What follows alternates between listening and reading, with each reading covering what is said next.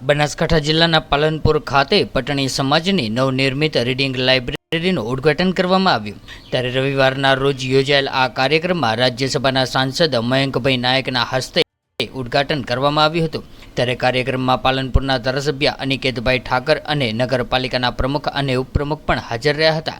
ત્યારે કાર્યક્રમમાં પટણી સમાજના આગેવાનો, દાતાઓ અને વિદ્યાર્થીઓ પણ મોટી સંખ્યામાં ઉપસ્થિત રહ્યા હતા અને કાર્યક્રમને સફળ બનાવ્યો હતો।